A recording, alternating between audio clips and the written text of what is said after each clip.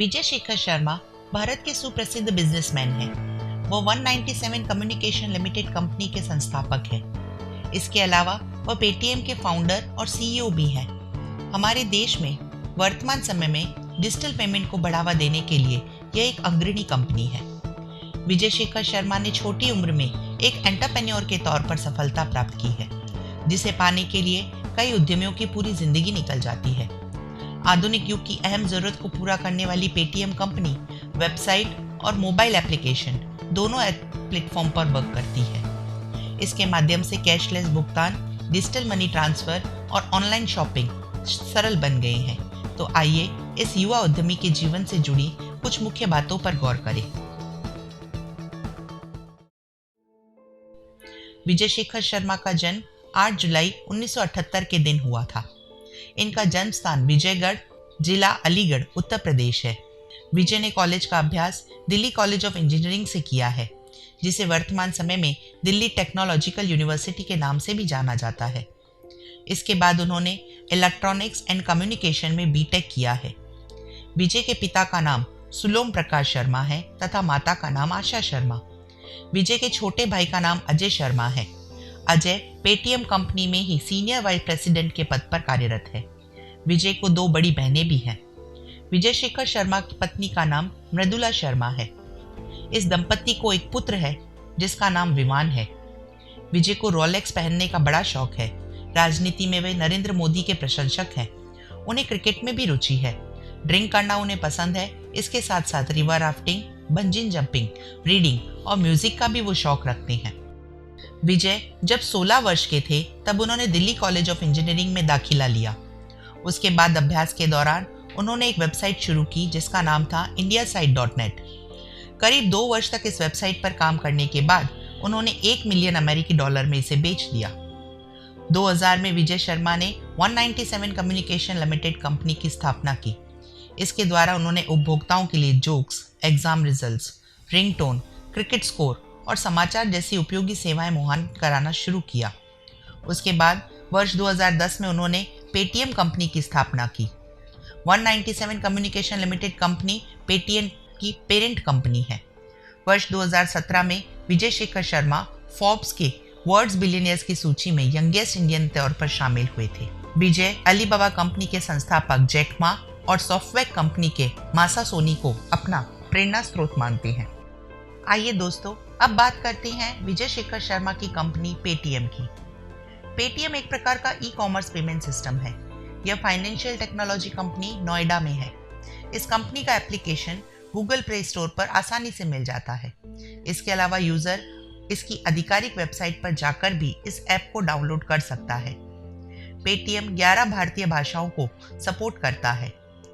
एक KYC registered Paytm user कई सारे भुगतान से जुड़े कार्य इस डिजिटल वॉलेट की मदद से ऑनलाइन कर सकता है, जैसे बिल्स पेमेंट, बीमा प्रीमियम, लोन की किश्त, grocery bill, fund share, DTH भुगतान, टिकट बुकिंग, मोबाइल रिचार्ज वगैरह। भुगतान करने के लिए अब पेटीएम क्यूआर कोड के भुगतान की सुविधा भी देता है।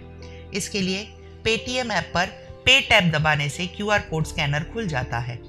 आप किसी भी पेटीएम स्वीकार करने वाले आउटलेट पर जाके अपने फ़ोन के कैमरा से कोड स्कैन करके एक क्लिक में भुगतान कर सकते हैं।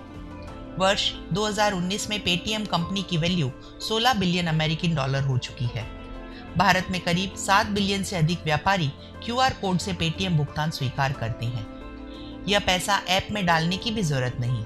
एक बार बैंक अकाउंट पेटीएम से जोड़ लिया जाए और केवाईसी हो रखा हो तो पैसा सीधा बैंक अकाउंट में डेबिट हो जाता है, जिससे ट्रांजैक्शन सेफ रहता है। अतिरिक्त आय जुटाने के लिए यह कंपनी पेड प्रमोशन और विज्ञापन का भी सहारा लेती है। इस कंपनी के बिजनेस मॉडल में Paytm smart retail, Paytm money, Paytm mall, Paytm payment bank का समावेश होता है।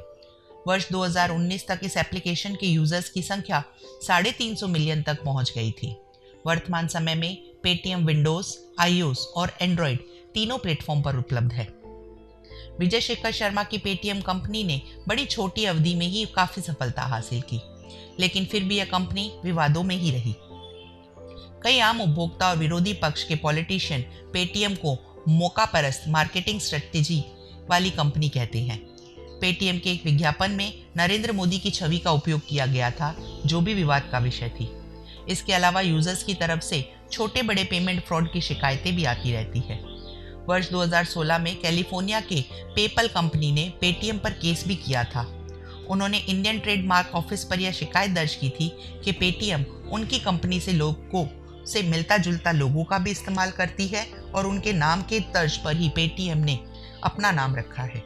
आइए दोस्तों, अब हम विजय शेखर शर्मा की विचारधारा पर भी एक नज़र डालते हैं। उनके कहे अनुसार यदि आप अपने आप को मौका नहीं देते तो कौन देगा। सही दिशा में सही वक्त पर व्यक्ति को मौका लेना ही चाहिए। जीवन में लिया हुआ एक साहसी निर्णय पूरी जिंदगी बदल सकता है।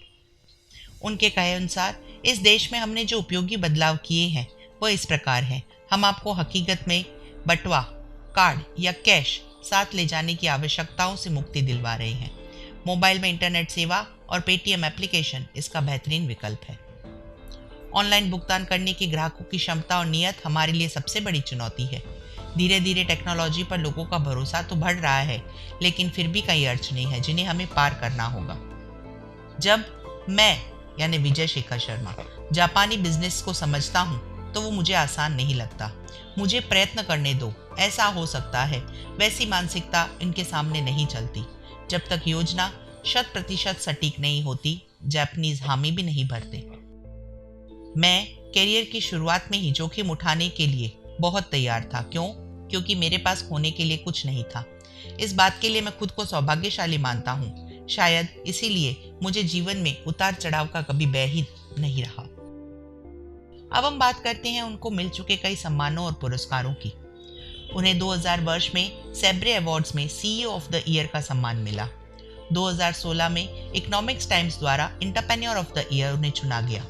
2016 में ही एक्सचेंज फॉर मीडिया ग्रुप ने impact person of the year award से उन्हें सम्मानित किया।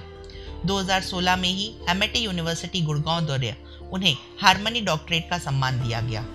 2017 में इंडिया टुडे द्वारा 50 इंडियन पावरफुल पीपल्स की सूची में विजय शेखर शर्मा को 18वां स्थान मिला।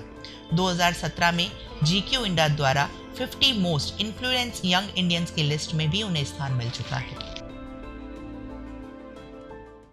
अगर आपको आज का हमारा चरित्र पसंद आया हो तो हमारे चैनल को सब्सक्राइब करें, लाइक करें, नीचे बेल आइकन पर भी क्लिक करें जिससे आपको हमारे लेटेस्ट अपडेट मिलते रहें। आपके सुझाव हमें कमेंट बॉक्स में लिखें ताकि हम हमारे चैनल को बेहतर से बेहतरीन बना सकें। तो दोस्तों, फिर मिलते हैं अगली कड़ी में नए जीवन चरित्र के साथ। तब तक आप सब स्वस्थ रहें, व्यस्त रहें, मस्त रहें। इसी कामना के साथ मुझे यानी लीना को दीजिए विदा। Good bye, sayonara.